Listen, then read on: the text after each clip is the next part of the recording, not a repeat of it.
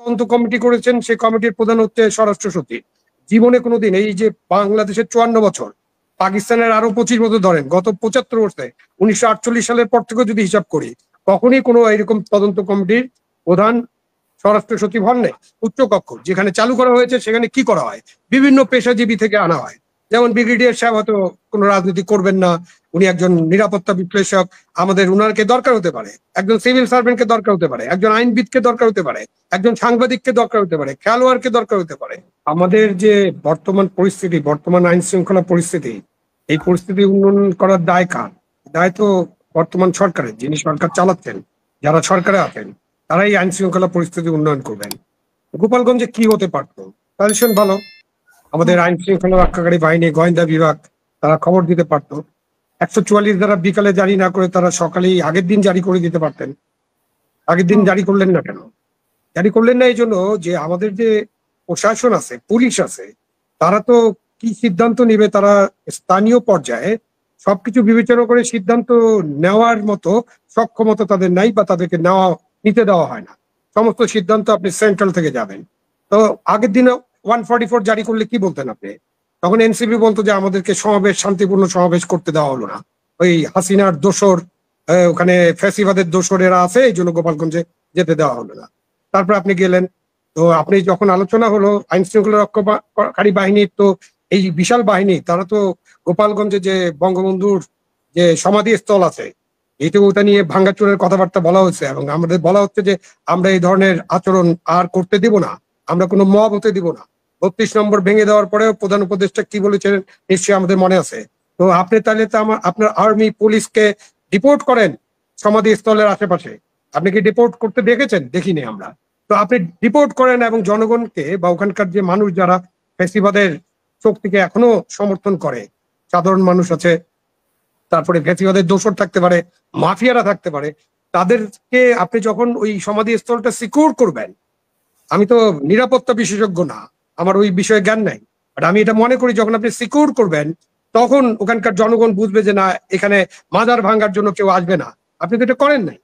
তারপরে আপনি এই জিনিসগুলা ঘটলো, এবং এখন 5 জন নিহত হয়েছে, দাবি করা হয় অসামরিক ছুটতে, অসমর্থিত ছুটতে, যে আরো বেশি মানুষ নিহত হতে পারেন।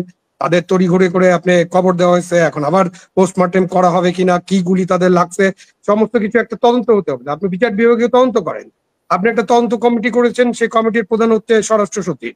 জীবনে কোনোদিন এই যে বাংলাদেশের 54 বছর, পাকিস্তানের আরো 25 বছর ধরেন, গত 75 বছরে 1948 সালের পর থেকে যদি হিসাব করি, কখনই কোনো এরকম তদন্ত কমিটির প্রধান স্বরাষ্ট্র সচিব হন নাই। কারণ স্বরাষ্ট্র সচিব হতে পারেন না, বিকজ স্বরাষ্ট্র সচিব ওই আইন শৃঙ্খলা বাহিনীর প্রধান।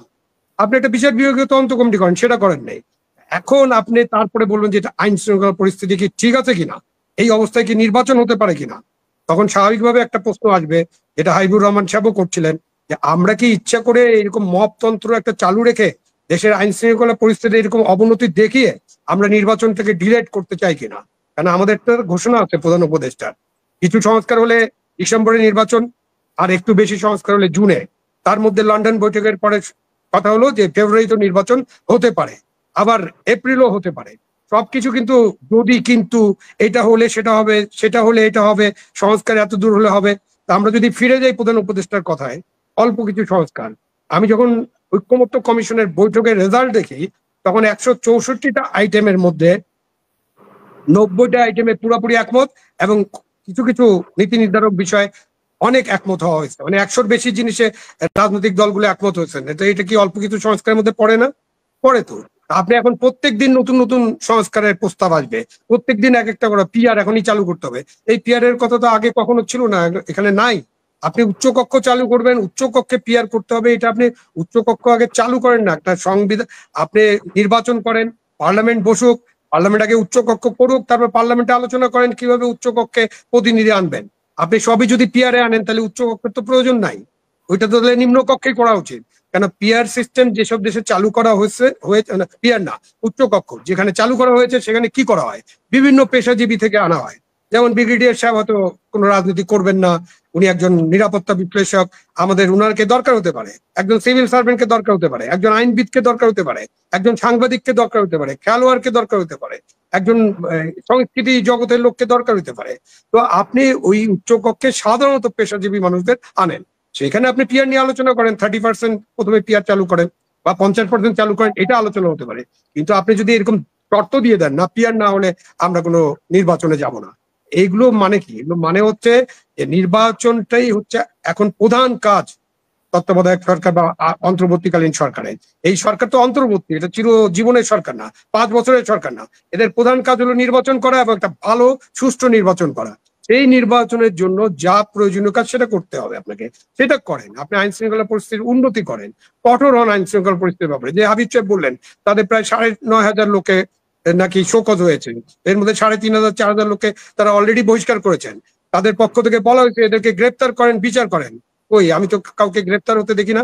এই গ্রেপ্তারের দায়িত্ব কি লন্ডনে বসে থাকা তারেক জিয়ার, নাকি এই গ্রেপ্তারের দায়িত্ব হাবিব সাহেবের?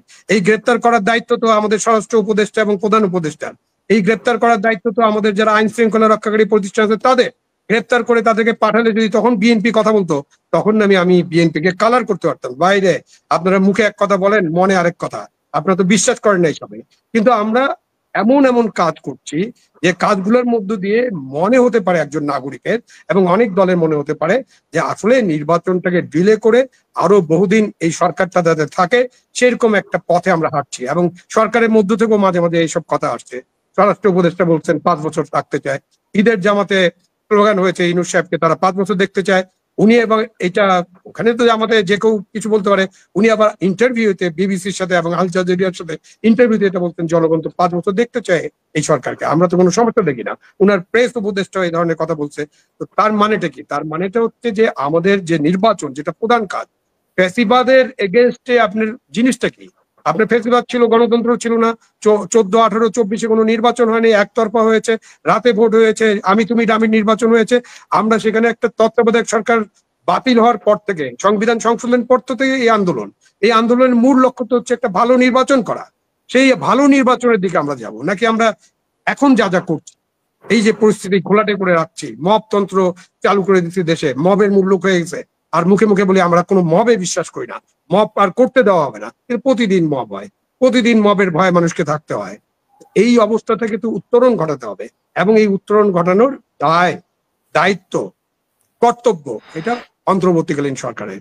এখানে অন্যদের অবশ্যই নাগরিক হিসেবে আমাদের যতটুকু দায়িত্ব আছে সেটা পালন করব, রাজনৈতিক দলগুলো নিশ্চয়ই তাদের দায়িত্ব পালন করবে, কিন্তু মূল দায়িত্ব হচ্ছে অন্তর্বর্তীকালীন সরকারের।